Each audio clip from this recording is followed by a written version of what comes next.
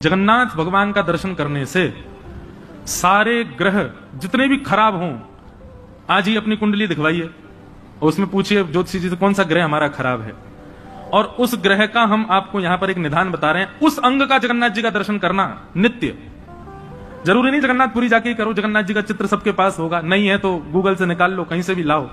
उस अंग का दर्शन नित्य करना प्रारंभ, आपका वो ग्रह अपने आप ठीक हो जाएगा।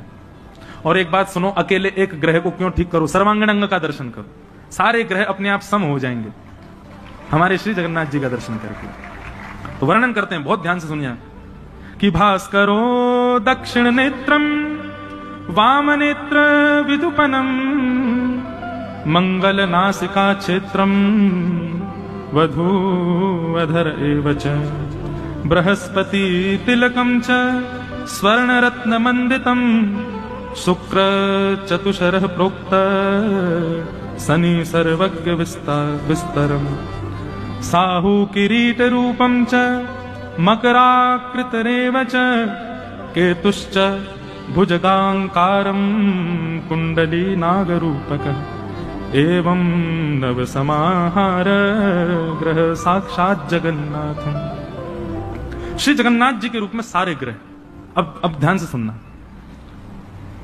सूर्य, ये सूर्य जो है ये जगन्नाथ भगवान का वाम नेत्र, ये सूर्य है। चंद्र जो है, सूर्य जो है ये दाहिना नेत्र है और चंद्रमा जो है ये वाम नेत्र है। तो जब आप दाहिना नेत्र दर्शन करते हैं श्री जगन्नाथ जी का, आपका सूर्य ग्रह सम हो जाता है, और वाम नेत्र का दर्शन करते हैं तो चंद्र ग्रह सम हो जाता है। फिर मंगल ग्रह कौन सा है, बोले नासिका। श्री जगन्नाथ जी की जो नासिका है वो मंगल ग्रह का द्योतक है। बुध भगवान का जो मुंह है, मतलब मुखमंडल, वो बुध का स्वरूप है श्री जगन्नाथ जी का। बृहस्पति यानी कि गुरु, वो महाप्रभु श्री जगन्नाथ जी का जो स्वर्ण तिलक है जिसमें हीरा मंडित होता है, वो भगवान का यहां स्वर्ण तिलक धारण करते हैं, उसमें बृहस्पति का निवास है, उससे बृहस्पति ग्रह शुद्ध हो जाता है। शुक्र, मुखार बिंद को देखने पर चार कोने जो जगन्नाथ जी के दिखाई देते हैं, ऐसे जगन्नाथ जी का रूप कैसा है, ऐसे पूरा मुख है, तो ये जो चार कोने हैं श्री जगन्नाथ जी के, उनका दर्शन कर। बीच बीच में भैया वो बड़ी वाली एलईडी में जगन्नाथ जी दिखा देना हो तो, नहीं तो हमारे ये बैठ लो, सब रे ग्रह बैठ के कथा सुन रहे हैं श्री जगन्नाथ। अब ये जो है, ये चार अंग जो है, ये चारों शुक्र के स्वरूप हैं। देखो आप विराजो, ये हमको वहीं के सेवायत ने प्रदान किए श्री जगन्नाथ जी। बोले इसके भाव से नित्य श्री जगन्नाथ जी आपकी कथा में रहेंगे तो बहुत सुख मिलता है। श्री जगन्नाथ महाप्रभु कथा श्रवण करते हैं तो शुक्र यानी कि मुखमंडल के जो चारों कोने हैं उनका दर्शन करने से शुक्र ग्रह शुद्ध होता है। फिर मुखमंडल पर जो कालीमा है, जो कृष्ण वर्ण है श्री जगन्नाथ जी का, उस कृष्ण वर्ण का दर्शन करने से शनि की दशा खत्म हो जाती है। किसी को शनि, अच्छा एक बात कहें, शनि की दशा 7.5 आदि ये बुरी नहीं होती है।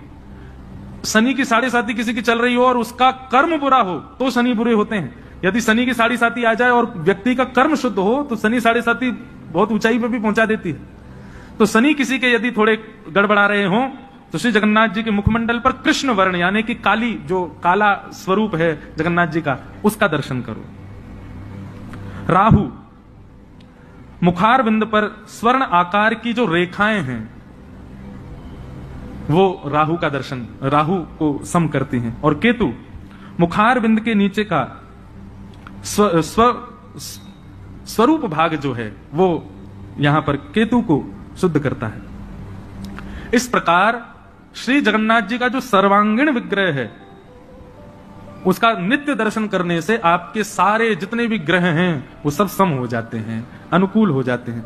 अच्छा, अनुकूल का मतलब ये नहीं है कि आपको करोड़ों का प्रॉफिट रोज होगा। अनुकूल का मतलब ये है कि भक्ति में मन लगेगा, कथा सुनने में मन लगेगा, वृंदावन जाने का मन करेगा, संतों की सेवा का मन करेगा, ब्राह्मण सेवा का मन करेगा, ठाकुर जी की सेवा का मन करेगा, सबसे अच्छा बोलने का मन करेगा, सबका भला करने का मन करेगा। इसको समझिए शुभ। ये शुभ का मतलब ये नहीं होता घर बन गए, प्रॉपर्टी मिल गई, बहुत सारा धन आ गया, ये शुभ नहीं होता है। ये संसार के कर्मों से मिलने वाली, संसार में फंसने वाली रीति है ये। लोग बताओ कितने आज लोग उसको शुभ मानते हैं जो बहुत संपत्तिवान हो। संपत्तिवान शुभ नहीं होता है।